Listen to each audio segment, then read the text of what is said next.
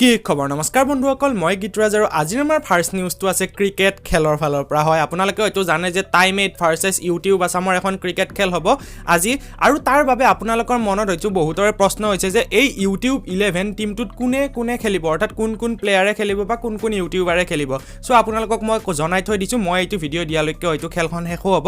আৰু এই টিমটোত খেলিব বিকাশ Chetri Samiran Sharma Prithviraj Ayu vlogs UB vlogs Dimpu Baruah SBN vlogs the খাতি Asomiya blogger Pinky Devi D vlogs Domar Gurung আৰু ফুখন পাঠক আপোনালোকে হয়তো গম পালে ইউটিউব 11ৰ টিমটো কেনেকুৱা হ'ব আৰু বহুতে হয়তো ভাবিছে এতিয়া এই টিমটোৰ কেপ্টেইন কোন হ'ব আৰু মই ইয়াৰ বাবে বিকাশ চেত্ৰীক ডাইৰেক্টলি সুধিছিলোঁ আৰু তেওঁ তেতিয়া কৈছিল যে বিকাশ চেত্ৰীয়ে হ'ব এই ইউটিউব 11 টিমটোৰ কেপ্টেইন আৰু ইউটিউব 11 টিমটোৰ আজি খেল আছে টাইম 8 নিউজৰ বিপক্ষে সো আপোনালোকৰ মাজৰ বাৰু কোনে কাক সাপোৰ্ট কৰি আছে নিশ্চয়কৈ কমেন্ট কৰি জনাব আৰু যোনে যোনে ক্ৰিকেট খেল চাব যায় তেওঁলোকেও কমেন্ট কৰি জনাব মোৰ বাৰু চাব যোৱা নহল সো আগবাঢ়িছো নেক্সট নিউজটো বিকাশ চেত্ৰীৰ লগতে জড়িত সো আপোনালোকে হয়তো জানে যে বিকাশ চেত্ৰীৰ যেটো টিম আছে নেক্সট লেভেল টিম সেই টিমটোৰ এটা অফিসো আছিল আৰু আগতে বিকাশ চেত্ৰীয়ে টিম নেক্সট লেভেলৰ যেটো অফিস আছিল তাতে যায়ও ভিডিও বনাইছিল আৰু তেখেতৰ টিম মেম্বাৰ সকলেও সেই অফিসটোত যায় ভিডিও বনাইছিল কেতিয়াবা কিন্তু ৰিসেন্ট ব্লগসমূহত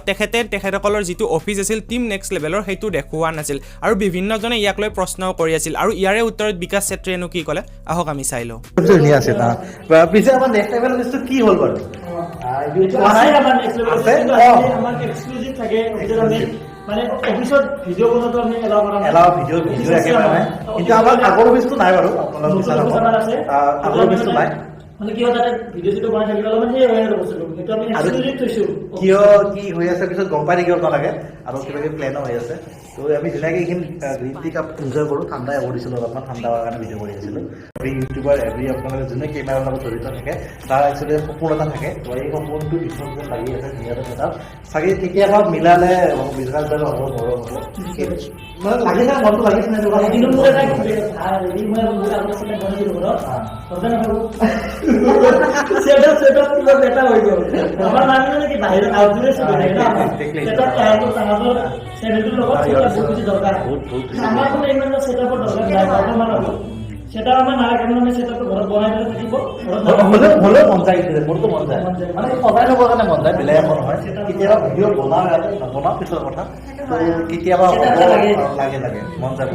হয়তো আপোনালোকে তেখেতৰ কথাখিনি শুনিলে আৰু সম্পূৰ্ণ ভিডিঅ'টোৰ লিংক মই ডেসক্ৰিপচনত দি দিছো তাৰ পৰা নিশ্চয়কৈ চাই ল'ব পাৰিব সো এইটোৱে আছিল আজিৰ এটা সৰু ভিডিঅ' আৰু আপোনালোকে যদি মোক কিবা নিউজ দিব বিচাৰে তেতিয়াহ'লে এইটো হৈছে মোৰ ইনষ্টাগ্ৰাম হেণ্ডেল ইয়াতে আপোনালোকে মোক নিশ্চয়কৈ নিউজসমূহ দিব পাৰে আৰু নিউজ বেছিকৈ নাছিল সেই গতিকে এই দুটা নিউজে দিয়ে ভিডিঅ'টো বনাই দিলো আৰু আপলোড কৰি দিলো কাৰণ নহলে চেনেলটো ডেড হৈ যায় সো এইটোৱে আছিল আজিৰ এটা সৰু ভিডিঅ' তেতিয়ালৈকে লৈছো বিদায় জয় অসম নমস্কাৰ